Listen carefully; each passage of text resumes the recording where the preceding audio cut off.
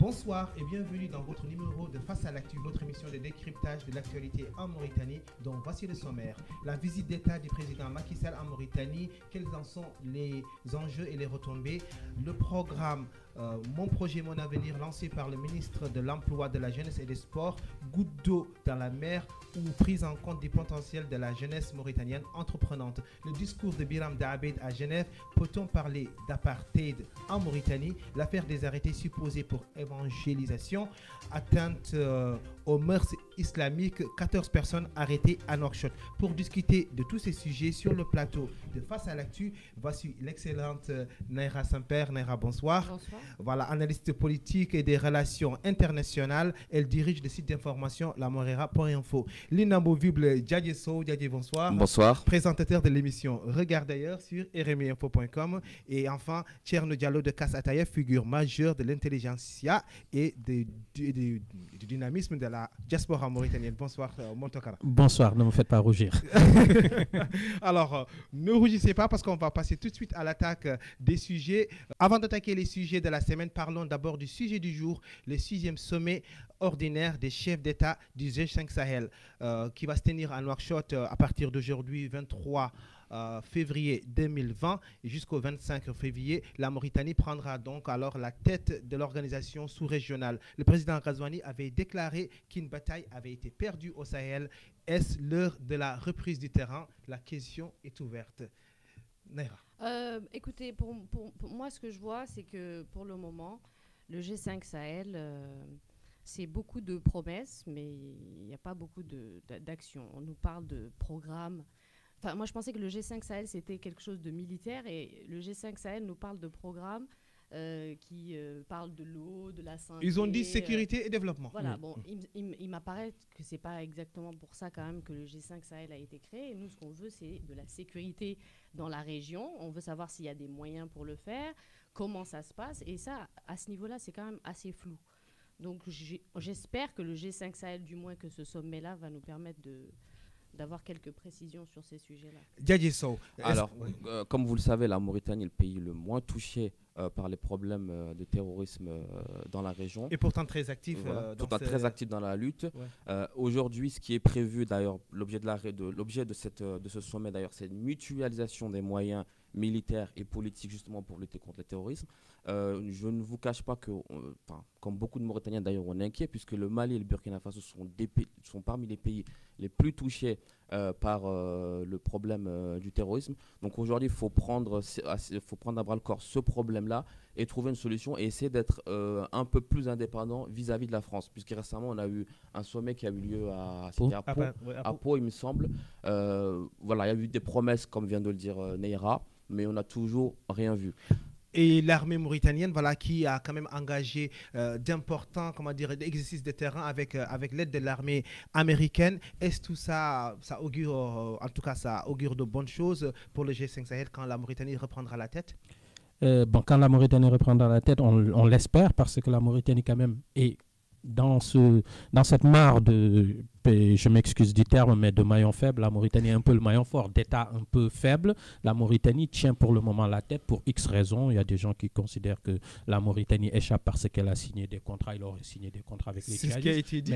Mais pourquoi pas? L'essentiel, c'est d'avoir la paix tant qu'on a la paix. Et puis les États ne disent pas tout ce qu'ils font. Mais moi, je vais rebondir un peu sur ce qu'avaient dit peut-être Naira et Djadje sur le G5 Sahel.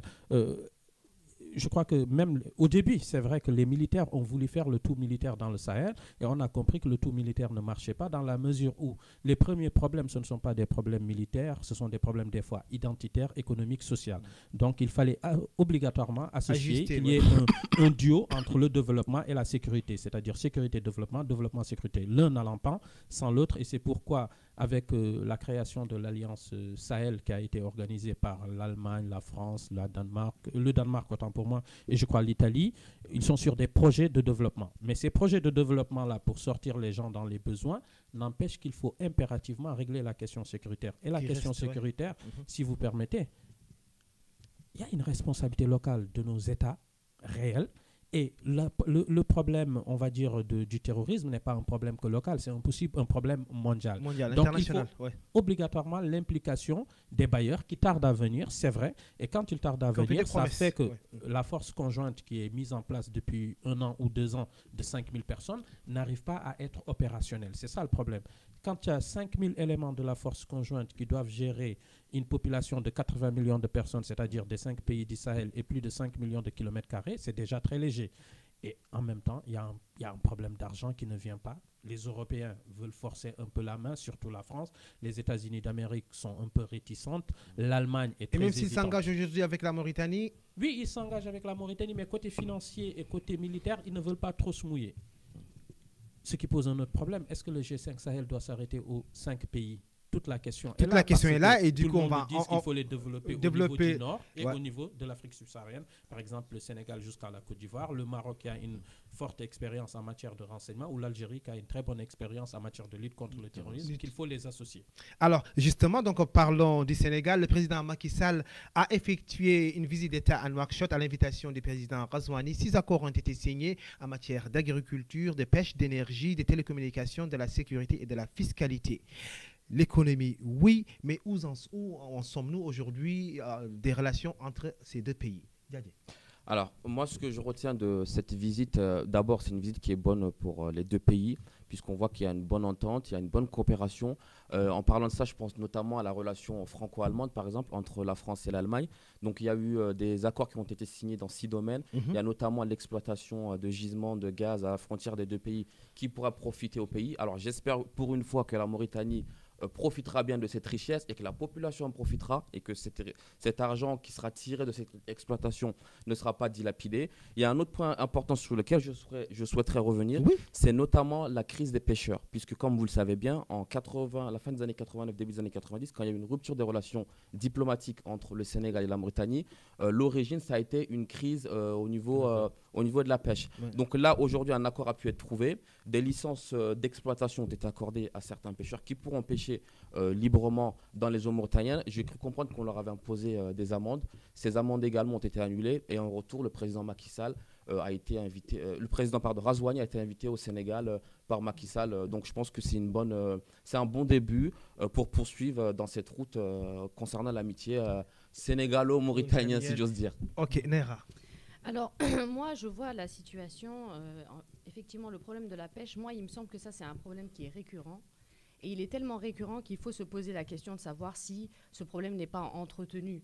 Parce qu'on dirait que c'est un appel d'air. En fait, chaque fois qu'il y a ce problème, on sait que les Sénégalais vont venir pour discuter avec nous, etc. On sait que c'est vraiment un point d'achoppement sur lequel on peut vraiment utiliser politiquement pour s'attirer les faveurs, entre guillemets, des Sénégalais.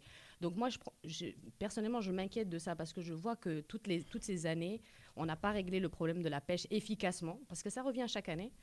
Et maintenant, on va aller s'attaquer à un plus gros morceau qui est le gaz liquéfié qui doit aller... Et je rappelle que les pêcheurs de Ndar, qui n'étaient pas contents, avaient brûlé une bibliothèque de l'OMVS parce qu'ils n'étaient pas contents. Et récemment, je crois qu'il y a eu même un mort, il me semble. Oui. Donc on a tous ces problèmes-là. Il y a aussi le fait qu'effectivement, on parle de beaucoup de terrorisme, mais on oublie aussi que le terrorisme, ça peut passer par la piraterie. Et là, le gisement offshore, il est en pleine mer. Donc ça, c'est des choses qu'il faut aussi, il faudrait que les gens réfléchissent à ça. La piraterie, ça va pouvoir devenir un problème, moi je pense, dans les années qui viennent. Surtout si on veut nuire au développement économique de pays comme le Sénégal et la Mauritanie, etc. Donc je pense que ça, c'est vraiment des choses sur lesquelles il faut faire attention. Tiens. Oui, moi 2 points. La première des choses, c'est qu'on va revenir sur le gaz. Il faut quand même se dire qu'on a eu la chance, pour une fois, n'est pas coutume, et puis c'est même pas la première fois que dans un pays africain, dans le continent africain, qu'il y ait une ressource naturelle entre 2 pays et qu'en peu de temps, ils arrivent à trouver un protocole d'accord très rapidement. Et d'autant plus qu'entre la Mauritanie et le Sénégal, qui ont une politique de voisinage, où il y a eu des tensions à la fin des années 80, donc c'est déjà quelque chose de très bien à mettre à la diplomatie des 2 pays. Sous l'ancien air, il sera content. Donc, c'est de dire qu'il y a déjà cette dynamique-là. Il faut saluer cette partie-là. L'autre partie maintenant, c'est la répercussion de ces richesses-là. Qu'est-ce qu'on en fera? Toute la question tourne autour de cela. Maintenant, pour revenir à la question de la pêche. Moi, je suis de ceux qui, très souvent, avait une dent contre les militaires mauritaniens, les gardes-côtes mauritaniens qui tueraient, par exemple, pour non-respect des accords de pêche sur les pêcheurs sénégalais. Ouais. En dehors de cela, quand je le dis et en même temps je vais amener quelque chose, il faut aussi savoir raison garder. Vous avez vu ce qu'ils ont fait à Saint-Louis. Ouais. C'est-à-dire ce sont des pêcheurs sénégalais qui ont bénéficié de licences de pêche mauritaniennes, qui ont contrevenu aux lois mauritaniennes, qui ont eu des PV qu'ils ont reconnus, qu'ils ne pouvaient pas payer et qu'ils se sont adonnés à saccager leur propre pays.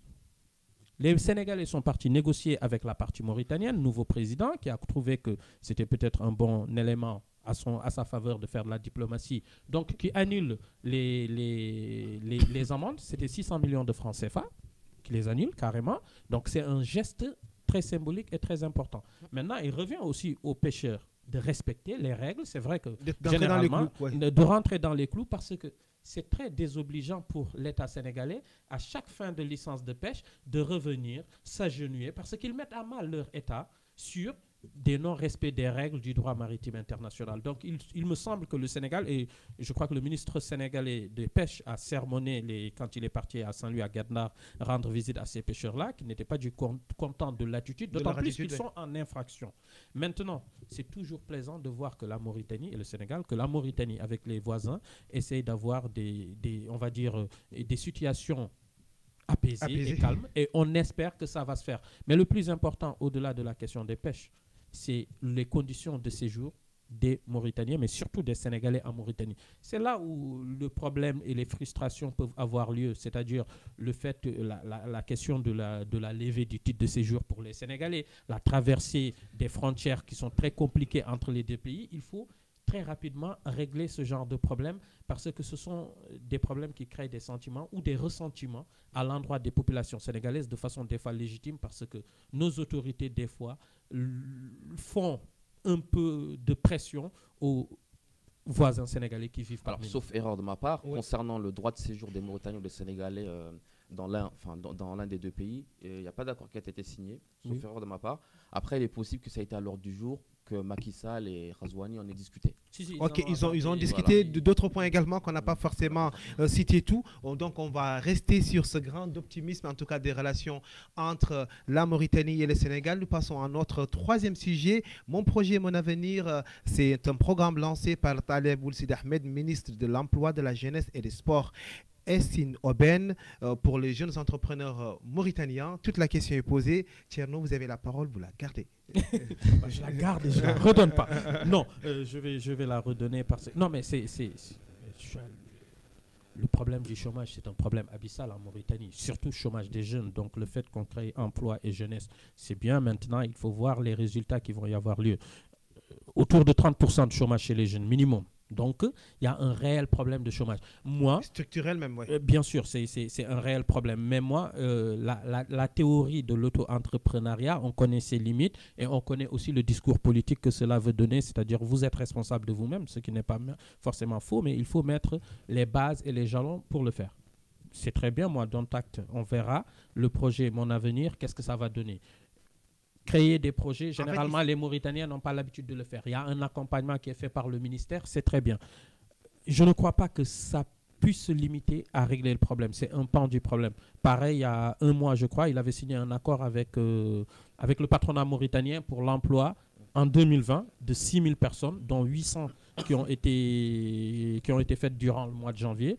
Donc sur le ratio 800-6 000, il nous reste encore quelques mois. On verra si déjà le patronat mauritanien arrive à résorber ces 6 000 personnes. Mais aussi, vous savez, quand on dit que le patronat va créer 6 000 emplois, mais quelle est la contrepartie? Le patronat ne crée pas 6 000 emplois pour le plaisir du ministre des Affaires étrangères ou parce que le président le veut. C'est soit au niveau des taxes, il y a quelque chose qu'on va baisser, ainsi de suite. Donc nous, on n'a pas tous ces éléments-là pour savoir. Maintenant, le projet Mon Avenir, c'est très bien, ça va permettre à des Mauritaniens qui étaient déjà très entrepreneurs de peut-être se structurer.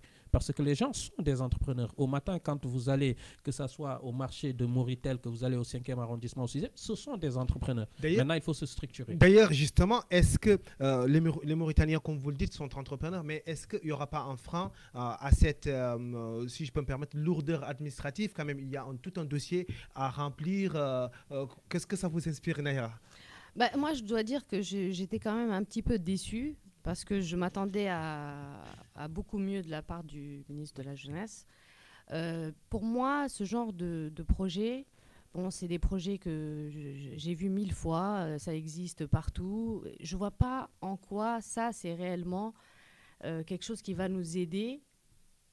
Parce qu'il y a 30% quand même de notre jeunesse qui n'a pas d'emploi. Je veux dire, ça, c'est 800, 6000. Et encore, il faut y arriver. Il faut y arriver, ouais. Donc, c'est pas des nouveaux secteurs d'activité. On n'est pas en train de se mettre au diapason du monde pour essayer de donner des outils à notre jeunesse pour qu'ils puissent faire du commerce avec l'extérieur. Il n'y a rien qui est fait concrètement dans ce genre de domaine pour que les jeunes s'en sortent. Donc, oui, d'accord, ok, c'est pas de problème. Le dossier, il est très joli. Ça doit être très intéressant à remplir.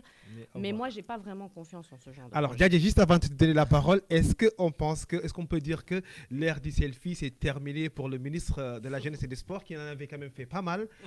Donc maintenant, il faut entrer dans le vif du sujet. Est-ce que ça vous inspire confiance au projet? Alors, moi, je ne partage pas forcément votre avis. Ouais. On peut avoir des désaccords. Quand j'ai vu le projet, dans un premier temps, moi, j'étais content. Parce c'est une des rares fois où on a vraiment, en fait, on voit vraiment une envie du pouvoir ou du gouvernement de faire quelque chose pour les jeunes. Alors, la lourdeur administrative dont vous parlez, je ne pense pas que d'un point de vue administratif, ça soit lourd, parce que c'est une fiche qui tient sur 2 feuilles à 4, il me semble. Ouais. En 10 minutes, on peut remplir ça, donc ce n'est pas ça le problème. Pour celui qui veut et qui peut. Voilà. En Mauritanie, effectivement, il y a un taux de chômage qui est de 30 à 32% des jeunes. Le taux de chômage, il est supérieur à celui des pays voisins, que ce soit les pays du Maghreb ou le Sénégal, par exemple, ou le Mali. Alors, une fois qu'on a dit ça, je pense qu'il faut aller plus loin en fait dans la mise en place de ce projet, puisque ce projet aujourd'hui, on va le mettre en place. Mais est-ce que l'entrepreneuriat suffit pour lutter contre le chômage en Mauritanie? Parce que, alors, je vous rappelle que dans un premier temps, il n'y a que 6 000. Moi, j'avais vu 500. Vous me dites 6 000, peut-être je me suis trompé. 500 personnes qui bénéficieront dans un premier temps de ce projet-là, qui sera réparti dans toutes les wilayas de la Mauritanie. Donc voilà, pour moi, c'est insuffisant. Et est-ce qu'aujourd'hui, dans un pays comme la Mauritanie, un pays sous-développé, il faut le dire, est-ce que l'entrepreneuriat permet de lutter efficacement contre le chômage?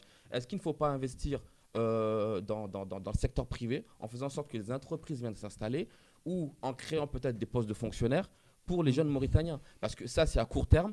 Et c'est très peu par rapport au nombre de chômeurs qu'on a en Mauritanie. Alors, juste pour avant de... Je voulais juste rajouter un élément.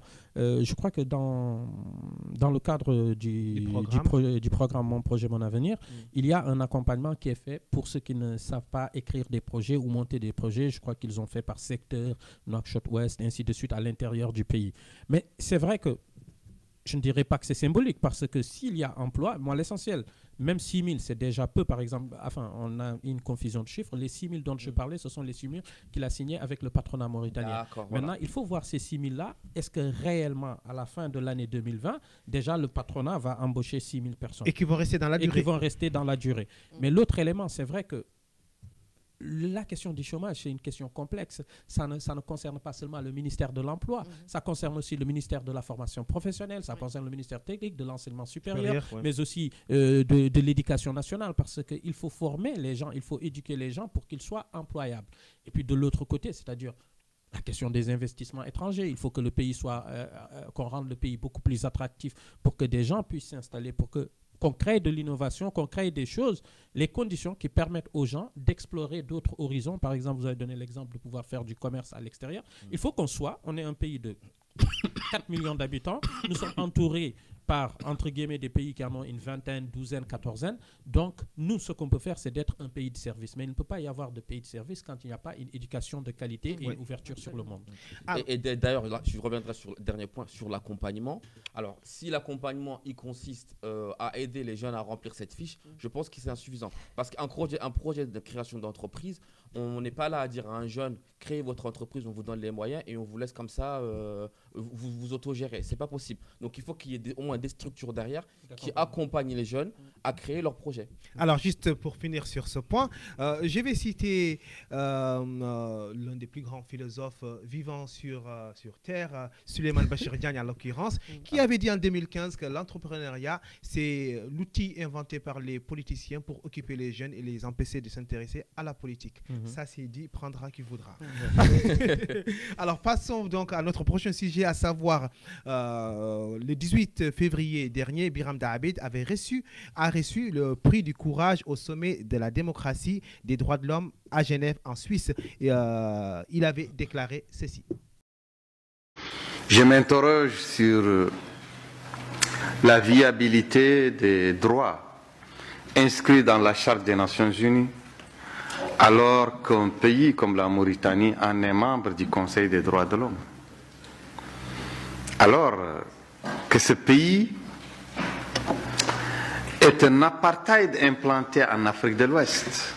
Nous venons de voir la déclaration de Biram Dahabed. Naira, tout le monde autour de la table.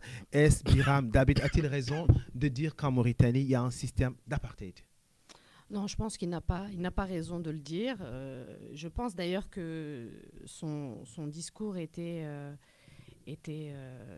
d'un racisme subtil, il faut dire ça, oui, parce qu'il a décrit une situation en fait qui est une situation fantasmatique. Et ça, c'est très grave parce que je ne vois pas en quoi ça va servir le combat qui est le sien et de raconter des choses qui ne sont pas conformes à la réalité. Déjà, la réalité n'est pas extraordinaire, mais l'assombrir de la sorte, il en a rajouté. Non, je veux dire, non seulement il en a rajouté, mais je veux dire, il a décrit la façon dont il a décrit les choses. On aurait dit qu'il y avait donc il a bien cité, il y a une petite minorité ethnique. Il a parlé d'une élite militaro-affairiste. Voilà, donc on pourrait croire en l'entendant que en fait la petite minorité ethnique a mis cette élite militaire au pouvoir. Ce qui n'est pas le cas. Je veux dire, on a tous subi un coup d'État en 1978, que je sache. Il n'y a pas un groupe de personnes qui est sorti du lot, si ce n'est pas les militaires eux-mêmes. Donc ça, c'est déjà la première chose. Ensuite, cette façon de décrire, de dire un apartheid implanté au cœur de l'Afrique de l'Ouest. C'est comme pour dire, ça, c'est une petite minorité blanche qui est là au milieu de populations noires et qui les oppresse. Je veux dire, c'est... Où va-t-on? Je veux dire, c'est quoi la prochaine étape? Si le but, c'est de dire qu'en Mauritanie, il y a des systèmes d'oppression, ça ne sert pas son propos. Si le but, c'est de prendre de la force politique à travers ces espèces de prix, de reconnaissance. Si c'est ça le but pour lui-même, bon, ça, je pense qu'il a atteint. Je crois qu'il peut en avoir tant qu'il veut. Si maintenant, l'objectif, c'est réellement de déconstruire, parce qu'il y a du fond de vrai dans ce qu'il dit. Hein. Moi, je ne dis pas que tout ce qu'il dit est faux, mais par exemple, il décrit une société hiérarchique. Oui, il y a une société hiérarchique en Mauritanie, mais dans toutes les communautés mauritaniennes. Et la hiérarchie, elle est simple.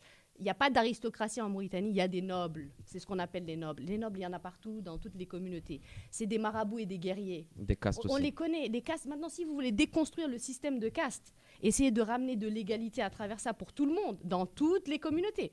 Tfaddal. Mais si c'est autre chose que tu veux, nous, on n'est pas d'accord. Alors, concernant ce prix, Biram, je pense a reçu des prix. Il continuera à en recevoir, comme Aung San Suu Kyi, comme Mandela, comme d'autres, etc., tant qu'il continuera à lutter pour les droits de l'homme. Après, je trouve que parler de... Aung San Suu Kyi a fini mal. Bon. Voilà, c'est ce que je veux dire. Aung San Suu Kyi a mal fini aujourd'hui. Ouais. D'ailleurs, on lui a retiré certains prix. Récemment, il défendait la Birmanie au tribunal à la Cour pénale internationale. Voilà. Donc, c'est une parenthèse. Biram continuera de recevoir des prix, mais jusqu'où ira-t-il? Parler d'apartheid, je trouve que c'est exagéré en Mauritanie. Personne ne niera aujourd'hui en Mauritanie qu'il y a des discriminations, qu'il y a le racisme, qu'il y a le problème de l'esclavage. Même récemment, on a eu un problème d'esclavage dans la région du Guidi-Maka. Et dans le discours de Biram, je pense que c'était un discours qui était général, parce qu'à un moment, j'ai souvenir que Biram disait, remettait en cause les résultats de l'élection présidentielle de 2019. De 2019. Et il évoquait le fait également que les problèmes mauritaniens liés au racisme, à la discrimination, étaient imputables aux Mauritaniens même et que ce n'était pas dû à la colonisation. En gros, il n'y avait pas de cause extérieure.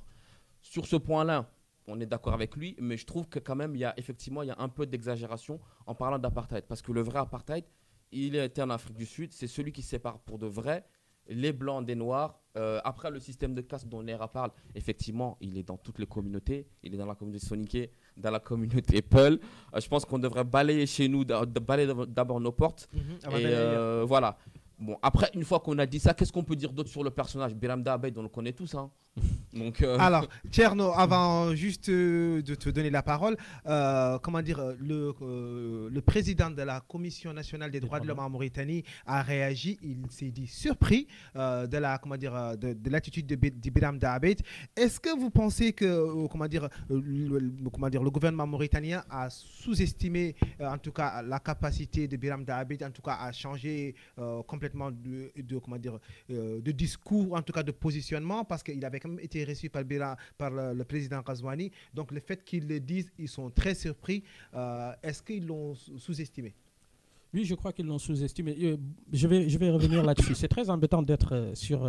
plusieurs sujets à la fois. Non, d'être sur un plateau et d'être à trois pour faire une chronique et d'être plus ou moins d'accord.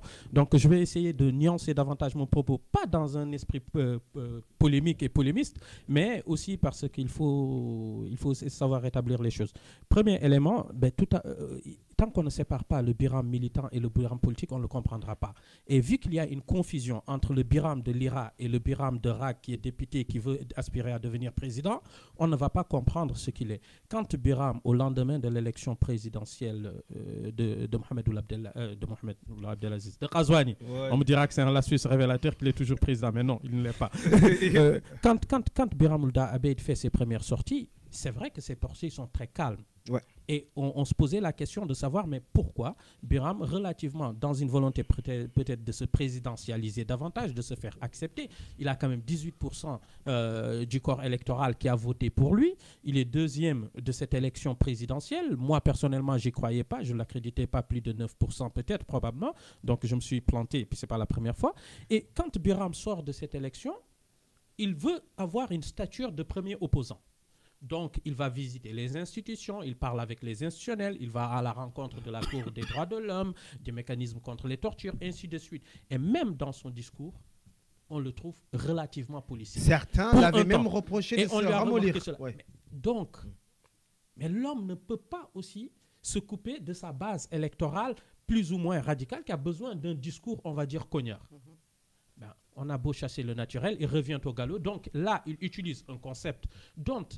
Ce qui est dangereux dans les concepts, c'est l'approche comparative. L'approche comparative historique peut toujours amener des problèmes d'acceptation. Comme l'a dit Djadji et l'ont relevé, la question des discriminations en Mauritanie, le nier, est quelque chose d'absurde. La question de l'absence de représentativité de toutes les communautés dans les nominations, que ça soit bien avant la présidence de Ghazouani et maintenant tout récemment avec une vague de nominations où beaucoup de communautés, un pan de la population mauritanienne ne s'est pas senti concerné, est une réalité. Maintenant, le fait d'utiliser l'apartheid et de dire qu'il y a une implantation d'un apartheid qui était en Afrique du Sud, parce que l'apartheid a une connotation, un sens. Parce que quand moi, je regarde les choses sur leur définition. L'apartheid, c'est quoi? On va dire que l'apartheid, c'est une politique de séparation. Une division stricte. Mais une séparation par l'État. Établie juridiquement. Pas une séparation de fait. On peut toujours ergoter sur peut-être qu'en Mauritanie, qu'il y a une séparation de fait sociétale qui se fait par connivence culturelle, ou par linguistique ou communautaire, ou ainsi de suite. Et puis, il y a un travail extraordinaire qu'une sociologue mauritanienne qui vit à l'université de Nouakchott qui a fait sur le découpage des quartiers à Nouakchott, qui est très intéressant, qu'on n'aura pas le temps d'aborder ici. Et donc, oui, il y a une forme de séparation, mais il n'y a pas une forme de séparation juridique. En Afrique du Sud, la séparation, elle est juridique. La loi disait que cette administration-là, c'est pour les Blancs, et cette queue-là, il faut que les Noirs y soient. Donc, quand on utilise des termes qui ont une forte connotation, ça peut avoir un impact. Ça peut en avoir un impact parce que ça permet à certains de se renfermer et de se braquer. Et je crois qu'on n'a pas besoin d'utiliser des symboles en sciences politiques qui sont forts en connotation, parce qu'en fin de compte, vous savez, on est dans un jeu de dupes. Le président du Conseil national des droits de l'homme, qu'est-ce qu'il dit? Là où Biram Da a fait son discours, je les invite à venir en Mauritanie, ils verront qu'il n'y a pas de séparation. Mais quand ils vont voir que juridiquement, il n'y en a pas, mais que les questions de discrimination et autres sont très persistantes. Donc, il faut savoir de temps en temps équilibrer son discours. Mais aussi, comme je vous dis, c'est un homme politique doublé d'un engagement militant. Il le fait pour qu'on en parle, pour qu'on creuse l'abcès. Et in fine, mais la question de l'apartheid, où le terme apartheid n'a pas seulement été utilisé aujourd'hui, c'est un discours que les Flammes ont toujours abordé. Quand il y avait vraiment les moments de braise, on parlait de l'apartheid en Mauritanie ou de l'apartheid arabo-bédan, si je ne me trompe pas, du système bédan et apartheid. Donc, ce n'est pas quelque chose qui est nouveau, mais le fait de le ramener aujourd'hui, c'est vrai que les gens, certaines personnes peuvent être étonnées. Mais ce qui n'empêche qu'il y a bien effectivement des problèmes d'égalité et que ces problèmes d'égalité-là concernent davantage les communautés noires mauritaniennes qui se sentent moins représentées et pas seulement se sentir, parce que c'est une réalité au moins dans les nominations qu'il peut y avoir et ça pose réellement un problème sécuritaire de cohabitation et d'autant plus que cela le pose quand on a des perspectives de gaz où les crispations identitaires sont de plus en plus fortes. Vont ressortir. En tout cas, risquent de ressortir. On va passer donc à notre dernier sujet de ce numéro de Face à l'actu. Depuis le 13 février 2020, 14 personnes ont été arrêtées à Nouakchott officiellement pour participation à une réunion non autorisée. Parmi ces personnes, Makfoul Ibrahim, Aminata Mintmertareli et d'autres militants de droits humains. Des rumeurs, des rumeurs disent que voilà, ils sont aussi arrêtés pour leur en tout cas croyance ou en tout cas leur volonté d'instaurer la laïcité. Que faut-il voir derrière tout ça? Alors, c'est difficile de s'exprimer sur ce sujet. Pourquoi? Parce que dans les organes de presse et sur les réseaux sociaux, on a plusieurs versions. Premièrement, on nous dit qu'ils ont été arrêtés parce qu'ils ont participé à des funérailles d'un soi-disant ami de confession chrétienne. On nous dit qu'ils étaient là et militaient pour la laïcité. On nous parle d'atteinte à la liberté de réunion. Finalement, on ne sait pas. Parce que le problème, c'est que on n'a pas le dossier. L'appareil juridique est verrouillé. L'appareil judiciaire est verrouillé, fermé. On n'a pas suffisamment d'informations. Concernant le sujet de la laïcité, la question qu'on doit se poser, c'est quelle société voulons-nous? Est-ce qu'aujourd'hui, en Mauritanie, on a besoin de la laïcité? Je m'explique. Dans la Mauritanie, c'est une république islamique. La charia, comme vous savez, les règles islamiques sont une source de droit en Mauritanie. Alors, à côté de cela, on ne va pas négliger le côté, le côté religieux, puisque derrière, vous avez des ulémas, vous avez la société qui appuie, une grosse partie de la société qui n'a pas besoin de laïcité. Je trouve qu'aujourd'hui, le problème de la laïcité, c'est un faux problème en Mauritanie. Aujourd'hui, il y a le chômage, on a des problèmes de santé, les gens ne peuvent pas se soigner. Et on est là, on brandit ce problème de laïcité, laïcité, laïcité. La Mauritanie n'a pas besoin de laïcité. Alors, c'est mon avis, oui. Ça n'engage que moi, mais je pense que c'est un faux problème. Alors, et d'ailleurs, comment on va définir la laïcité en Mauritanie? Je vous donne un exemple. En France, par exemple, le principe de laïcité, il repose sur quoi? Enfin, la laïcité repose sur 3 principes. Il y a la liberté de manifester ses convictions, il y a la séparation de l'Église et de l'État, et la liberté de conscience. Est-ce qu'en Mauritanie aujourd'hui, il y a un problème de liberté de conscience? Étant donné que pratiquement, 99% peut-être de la population, je n'ai pas les chiffres, est musulmane. Les autres personnes, les personnes de confession chrétienne ou juive, en général, ce sont des gens d'ONG, des gens qui travaillent dans des consulats ou dans des ambassades, sauf erreur de ma part. J'ai déjà vu une église à Nouakchott. Je crois que même à Nouadhibou. Il y en a même à Rosso. Voilà. Donc la liberté de conscience, elle existe. Et d'ailleurs, aujourd'hui, on va mettre en place un principe de laïcité. Qui va s'occuper du financement des mosquées, des cultes? Parce que vous savez très bien que l'État est impliqué là-dedans. Donc je trouve que le problème de la laïcité en Mauritanie, c'est un faux problème. Maintenant, si Makfoula Ibrahim veut lutter, se battre pour d'autres causes, il n'y a pas de souci. Les Mauritaniens la soutiendront. Alors, l'association de Makfoul Ibrahim s'appelle Pour une Mauritanie verte. Et je signale que, en tout cas, des personnes qui se revendiquent de la Mauritanie laïque, en tout cas de la mouvance Mauritanie laïque, ont dit que cette arrestation n'a rien à voir avec la laïcité. Ils ont tenu à le dire. Tcherno, vous avez la parole. Oui, donc voilà, si y a ça, moi, je reviens là-dessus. C'est qu'on a eu tout et son contraire à la fois. Voilà. Qu'est-ce qu'il faut en dire? Ils se sont réunis parce qu'il y avait une organisation qu'ils appelaient AREM, force politique qui s'est réunie, où c'était un mix entre des laïcards, des forces politiques, des gens de l'opposition. Franchement, on n'a pas grand-chose. Et donc, quand on n'a pas grand-chose et qu'on essaye de commenter, c'est très compliqué. Moi, je reviens juste très rapidement sur la question de la laïcité parce que Djadje l'a abordé. Moi, je n'ai pas de problème avec la laïcité. Et puis, que ça soit dans la société mauritanienne, ne me pose pas de problème. Ce qui me pose problème, c'est surtout les raccourcis qu'on peut avoir des fois dans la société mauritanienne. Dès qu'on parle de laïcité, les gens vont vous parler d'athéisme ou de nécessité de changer de religion. La question est que dans l'espace public mauritanien, il y a certes une certaine pression sociale, culturelle ou religieuse qui est très pesante sur les gens et qui des fois vient d'une interprétation ou de pratique religieuse ou d'une façon une forme de religiosité qui n'était pas la nôtre culturellement, qu'on nous a exporté de quelque part, que quelques gens veulent nous imposer. Et ça pose un réel problème dans, entre guillemets, la pacification de l'espace public. Quand, parce qu'une femme, et puis c'est ça encore, doublée de religiosité, doublée de forme de discrimination. Quand une femme, parce qu'elle est mauresque et qu'elle a le cheveu qui dépasse un peu, qu'on commence à l'embêter et qu'on n'en fasse pas autant pour la Halpularen ou la Soninké parce qu'on considère qu'elle est tout à fait différente, ça pose un problème sur culturel, je pense. Oui, ça pose un problème sur l'occupation de l'espace public. Je crois qu'on a un problème sur la définition des notions comme la laïcité en Mauritanie. Et moi, je reviens là-dessus. La notion de laïcité, la laïcité à la française, c'est pas forcément ma laïcité. Certes, entre guillemets, c'est la mère des laïcités, mais on peut avoir une autre approche, une autre définition de la laïcité. Au Sénégal, l'approche de la laïcité sénégalaise n'est pas la même que l'approche de la laïcité sénégalaise, parce que aussi la population n'est pas la même. Mais nous aussi, en tant que Mauritaniens, qui considérons que nous ne sommes pas comme le Sénégal où il y a une partie de musulmans nationaux, la Mauritanie considère que c'est un pays à 100% musulman. Donc, quand on aborde la question de la laïcité, bien évidemment, la question des règles de droit qui vont être établies par rapport à l'inspiration de la charia vont être discutées. Donc, le problème, il est beaucoup plus complexe que cela. C'est vrai que le problème de la laïcité n'est pas le seul problème ou le premier problème qu'on doit aborder, mais il n'en demeure pas moins qu'il faut aussi s'interroger sur comment nous vivons en société dans une pression religieuse des fois qui n'est pas la nôtre. Moi, je parle juste de l'importation du wahhabisme dans nos rapports sociaux. Voilà. Alors, Naira, avant de conclure, qu'est-ce que cela vous inspire, ces arrestations qui sont faites à Nouakchott, au-delà du problème de la laïcité dont certaines ont extrapolé pour parler de laïcité? Moi, je pense en fait que dans cette affaire-là, celle avec les homosexuels, je pense qu'en fait la Mauritanie maintenant elle est attaquée sur ses valeurs. Donc on peut voir ça ici, on peut voir aussi que dans le discours de Biram, pour y revenir, il a aussi attaqué la charia, il a attaqué en gros l'islam en Mauritanie.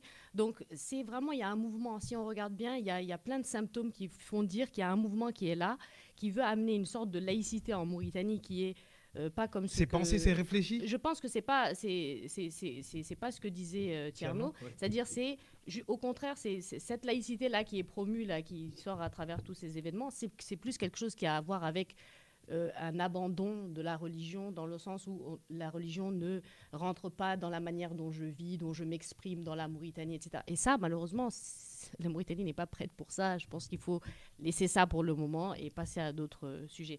Sinon, vraiment, pour moi, ça, c'est vraiment des effets phénoménales. D'ailleurs, effectivement, Biram, dans son discours, propose en fait l'abrogation d'un article du Code pénal.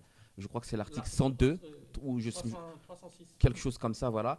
Et cet article-là, en fait, il faisait référence justement à l'apostasie, à plein de crimes, en fait, des châtiments qui sont prévus justement par l'islam. Une fois qu'on a dit ça, concernant la laïcité, en général, quand on parle de laïcité, c'est dans un pays où on a plusieurs communautés, dans les pays multiconfessionnels. Par exemple, au Sénégal, on a peut-être 10%, 15% de chrétiens, on a des musulmans, on a des athées, etc. Mais en Mauritanie, la société, on va dire, c'est un bloc.